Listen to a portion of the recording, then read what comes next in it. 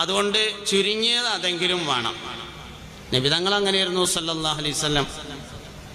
കെട്ടിൻ്റെ ശ്രേഷ്ഠതയുണ്ട് തൊപ്പിയിലെന്ന് ബിഗയത്ത് 3-ാം ഭാഗമിൽ പറയുന്നു.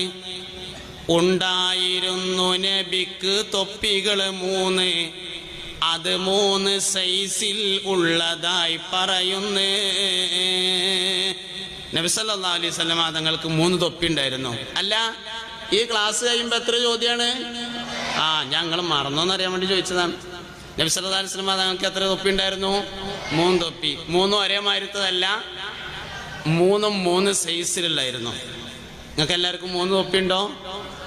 ഇല്ലെങ്കിൽ ഒന്നിച്ച് 3 വാങ്ങണ്ട, ഓരോന്ന് വാങ്ങിയിട്ട് 3 ആക്കണം. ഒന്നിച്ച് 3 വാങ്ങാൻ പറഞ്ഞാൽ രക്ഷിതാക്കളിരുന്ന് അടി കിട്ടും എനിക്ക്. അപ്പോൾ അതില്ലാതിരിക്കാൻ വേണ്ടിയിട്ടാണ് ഓരോന്ന് പൈസ ഉണ്ടാകുമ്പോൾ വാങ്ങിയിട്ട് 3 ആക്കണം. പെരലൊക്കാനല്ല. പിന്നെ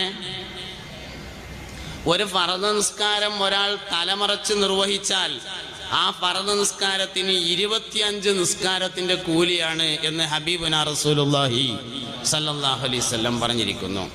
അപ്പോൾ 1500 കൊല്ലായിട്ട് മുഅ്മിനീങ്ങൾ പ്രധാനമായും മുടിവെട്ടിയ ഒരു രീതി, ഒന്നിച്ച് വളർത്തി ബാക്കിൽ മുറിച്ച് വാർന്നിട്ട് തൊപ്പി വെച്ച് അതിൻ്റെ മേലെ തലപ്പാവ് ധരിക്കുന്ന രീതിയാണ്. രണ്ടാമത്തത്, നബി സല്ലല്ലാഹു അലൈഹി വസല്ലം തങ്ങൾ ഇടക്കൊക്കെ മുടി ഒരുപോലെ വെട്ടിച്ചെറുതാക്കാറുണ്ടായിരുന്നു. ഇതാണ് രണ്ടാമത്തെ രീതി. മൂന്നാമത്തെ രീതി, അലി റളിയല്ലാഹു അൻഹു തല മുഴുവനായും വടിച്ചു കളയാറുണ്ടായിരുന്നു. നബി സല്ലല്ലാഹു അലൈഹി വസല്ലം തങ്ങൾ അംഗീകാരം കൊടുത്തു. 2 നബി തങ്ങൾ ചെയ്തതും 1 നബി സല്ലല്ലാഹു അലൈഹി വസല്ലം തങ്ങൾ അംഗീകാരം കൊടുത്തതുമാണ്. 1 മുഴുവനായും മുടി വളർത്തി ബാക്കിൽ മുറിച്ച് തൊപ്പിട്ട് തലേ കെട്ടുന്ന രീതി, 2 ഒരേപോലെ മുടി വെട്ടുന്ന രീതി, 3 ഒരേപോലെ മുടി വടിച്ചു കളയുന്ന രീതി. ഇങ്ങനെ 3 രീതിയാണ് 1500 കൊല്ലായിട്ട് മുഅ്മിനീങ്ങൾ ചെയ്തത്. മുസ്ലിങ്ങൾക്കെതിരെ കുരിശുവാഹകർ, ജൂതന്മാർ, ക്രിസ്ത്യാനികൾ വലിയൊരു യുദ്ധം നടത്തി.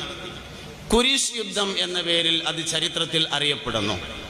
കുരിശ് യുദ്ധം നടക്കുന്ന സമയത്ത് മുസ്ലിം സൈന്യത്തെയും ജൂത സൈന്യത്തെയും തമ്മിൽ തിരിച്ചറിയാൻ വേണ്ടി ജൂതന്മാർ ഒരു മുടി വെട്ടുന്ന ശൈലി കൊണ്ടുവന്നു.